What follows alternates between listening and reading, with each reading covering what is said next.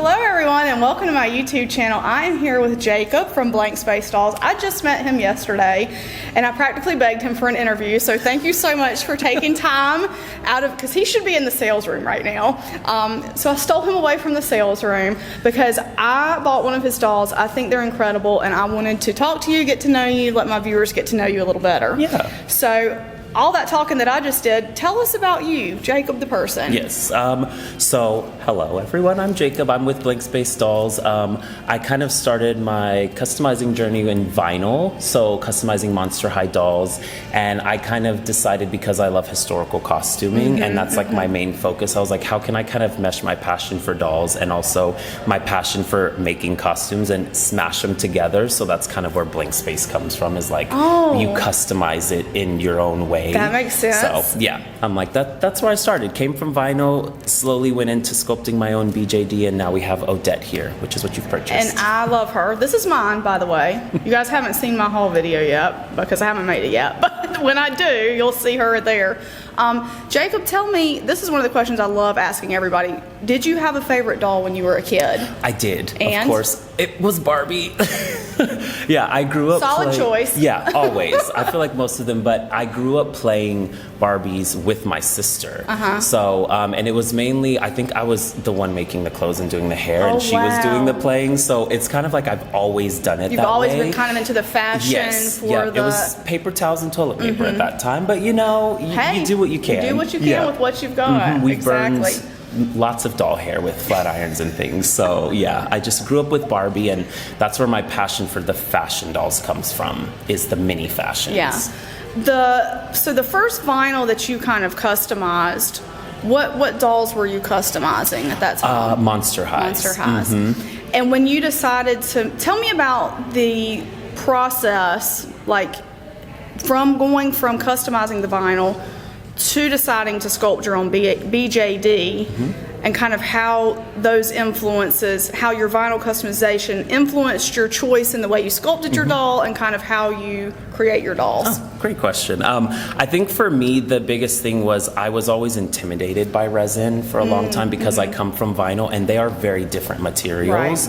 But I think my thought process is, you know, I love the accessibility of some of those vinyl dolls. Like, they're way more accessible, but I also think that there's something so magical about the idea of having like a 3D printed model or just a resin model that you've created yourself. So I feel like it was kind of that natural progression that needed to happen with my art. Is it's like I could have stayed in vinyl, and I still love vinyl, and I teach vinyl workshops for face ups. So that's still the passion that I have, but that also is kind of what led me into sculpting Odette the way that I did, with her not having inset eyes and having sculpted eyes, because I think for me it's about the eyes are really like what gives them the soul, and it's one thing to like buy a glass eye, which is beautiful, and sometimes the sculpt speaks for itself, but what I really wanted for Odette is that original idea of projecting like kind of a fantasy upon your dolls, so like giving them life. So that's also why you can see in some of the outfits I make, I'm giving them a character, and I kind of put them in a world that's very different from the one we live in. The one that we're in, right? That was the thing immediately that struck me about your dolls, is when I looked, they don't have inset eyes. I was like, oh my gosh, you painted all the eyes on these dolls? And he's like, yeah. And I love that, because I think it's so different. You do not see, there are a few, but you do not see very many resin dolls that have the painted eyes. And I love that you kind of, it's almost like homage to your vinyl customization. And like you said, you really can see the soul of the doll is in the eyes. And so I love that. I think it's wonderful. Now, talk to me about Odette herself. So, is she 3D printed? Is she cast? Is she so she was 3D printed? That's awesome. She was. I heard you say that you were sending. What's your new sculpt called? She's still Odette. She just is an open mouth. Open mouth. So I think that's really cool. Like that you have the difference, and you have with your dolls. You have how many sets of hands? You were telling me about this yesterday. I offer 2 sets currently, but I actually have 4 sets that I've actually sculpted. That's awesome. Yeah. When you started sculpting her, what was that process like for you, and how long did that take? I think for me, I kind of consider myself like a young dinosaur, where I'm like the last to catch on to everything. And I'm like, funny. and I'm not a digital sculptor. So for me, it was what I do is I download information. And I think a lot of us do. Like if we're in the YouTube realm, Right. I go to YouTube University. I learn everything there. So that's cool. I actually learned to 3D sculpt from anatomical artists. So they taught you how to anatomically fit the muscles in and things like that. So because I'm not a sculptor, I had to learn Right, you had to everything learn from that. the beginning. Yeah. Did you 3D sculpt her? That's so cool. I did, I think yes. I think that you're talking about the accessibility of dolls and like how vinyl's so accessible. I think 3D sculpting has made doll making so accessible and like opened it up for so many people. How do you envision her character? Like when you created her, kind of what was your vision? I think for me, for Odette, the biggest thing was to say, like, I think that there's a million beautiful doll sculpts out there that, you know, have the greatest posability. But for Odette, I really wanted her to be going somewhere. She's not meant to be laying in the bed or like kneeling anywhere. She's Right. meant to be in a gown or in a beautiful suit going to a bar or a dinner or something like that. So she's always going somewhere. So when I sculpted her, I made her sturdy enough to stand without a stand because that was really important, especially when we have like thinner dolls. Like we want to Right. make sure that they are sturdy they're really also. well balanced, Yes. yeah, So that was where I started, and like I said, so that's why some of her jointing is really simple too, because I wanted her to be easily. If you're venturing from vinyl into BJD, I kind of want her to be an intro, where it's like I if you're like not that. used to it yet. I like that. Okay, so I haven't gotten the chance to play with her much because it's been a very busy. But I was looking, and this might be a dumb thing to get hung up on, but I love her shoe. Like she's got this kind of Zendaya pumps on, and she's like everything about her so elegant. Like I just see her. Like it's very elegant. And one of the things I also love about her, just talking about this specific doll herself, I love the way you've done like the iridescent body blushing. And when you get a vision for a doll, do you start painting the doll and then she kind of comes to life, or do you have the whole idea in mind before you start painting? For me, normally the fabric inspires me, so Okay. you can kind of see, like, I try to let the fabric, but sometimes there's also like, oh, I made this wig and then I made this dress, and sometimes they come together in pieces. But for this one specifically, it was definitely the outfit that inspired everything else.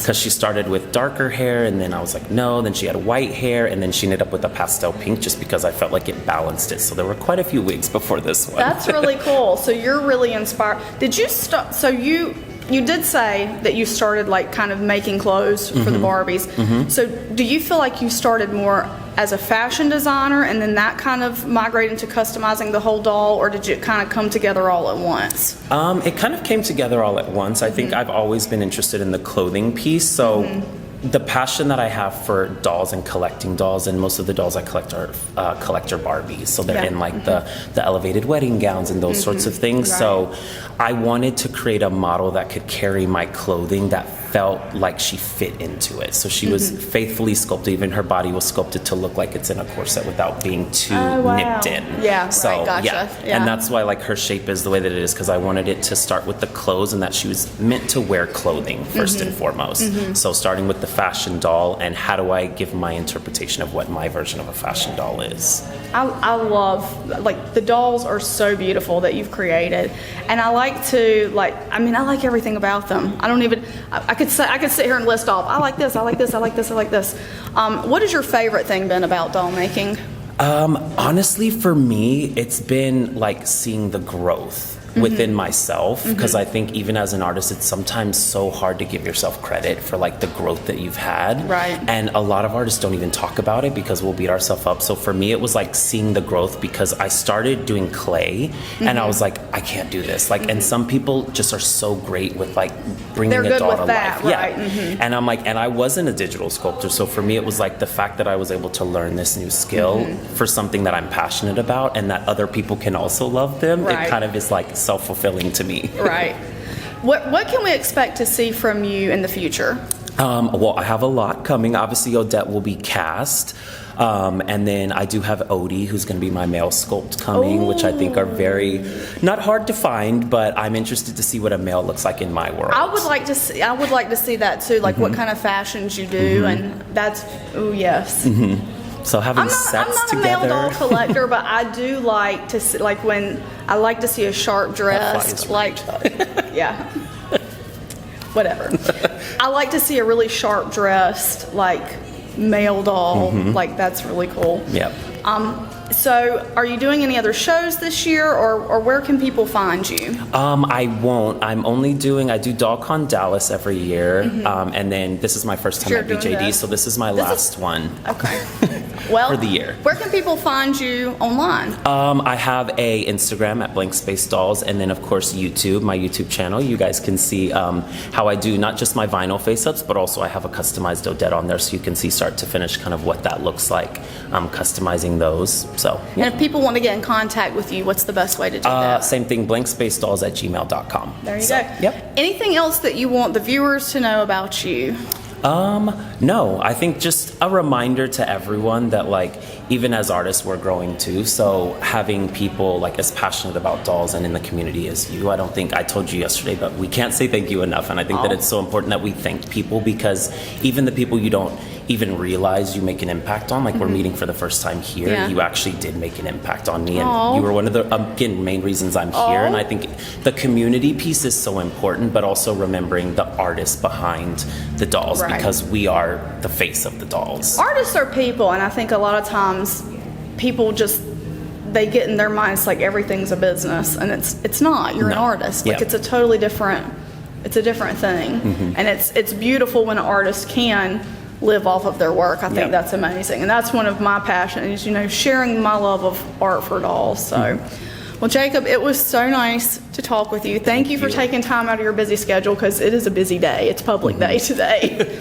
So thank you for doing that. I have really loved meeting you and talking with you, and I hope to see you again really soon. Yes, you will see me. Hopefully next year I'll be back. Yay. All right, everybody. Thanks so much for watching. I'll leave all his contact information in the video description below, and we'll see you later. Bye. Bye-bye.